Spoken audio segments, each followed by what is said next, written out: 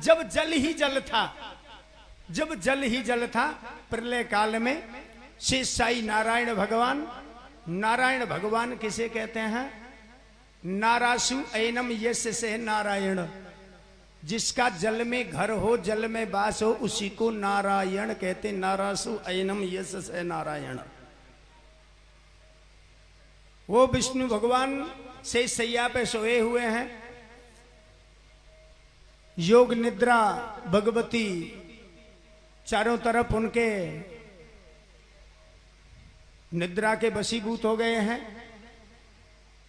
उन्हीं के नाभि से कमल, और कमल से ब्रह्मा बाबा, और ब्रह्मा बाबा बड़े व्याकुल हैं।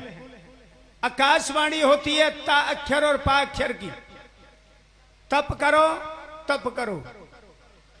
देखिए 25 तत्व के द्वारा सृष्टि की रचना है। ये जो रचना, सृष्टि की रचना कैसे हो? स्वयं ठाकुर जी ने अनंत शक्ति ने महतत्व रूपी बीज बोया है। उसमें से 3 अंकुर निकले, सतोगुण, रजोगुण और तमोगुण। सतोगुण से मन पैदा हुआ। कितने हो गए? 5।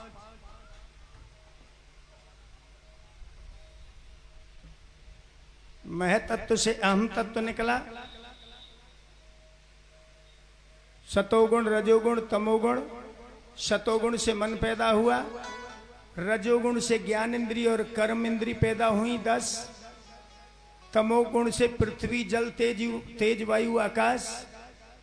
इन 5 के गुण हैं। पृथ्वी में गंध, जल में शीतलता, आकाश में शब्द सुनना, वायु में स्पर्शता, तेज में दाहकता। 10 और 5 ज्ञान इंद्री और 5 कर्म इंद्री।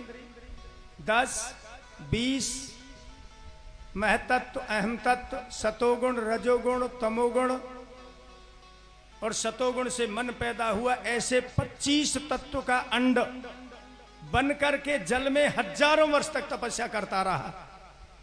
जल में रहने के कारण उसमें चित्त चैतन्य शक्ति को लेकर के नारायण भगवान ने प्रवेश किया, शक्ति ने प्रवेश किया। जल में रहने के कारण उनका नाम नारायण पड़ा। वह नारायण भगवान की नाभि से कमल, कमल से ब्रह्मा, और ब्रह्मा बाबा ने चारों तरफ देखा, मैं कहां, कैसे, मेरा उत्पत्ति स्थान कहां है। 100 वर्ष जाने में, 100 वर्ष आने में लगे, पता नहीं लगा मेरा उत्पत्ति स्थान कहां है। इधर भगवान सोए हुए हैं, निद्रा के वशीभूत हैं। उनके कान के मैल से मधु और केटव नाम के राक्षस पैदा हुए। बोलो वृंदावन बिहारी लाल की जय। उन परमपिता परमेश्वर की लीला को कोई ठिकान होना। अरे राजा बेन संत और ब्राह्मणों के हुंकार ते वाने अत्याचार पे खड़े हो जने ऐसो ढिंडोरा पिटवा दियो कि न यष्टव्यम न दातव्यम न होतव्यम ध्वजा कुचित इति निवार्य धर्म बेरी गोसेन सर्वस। अरे ना कोई यज्ञ करेगो, ना दान करेगो, ना हवन करेगो तो मैं दुनिया से मिटा दूंगा।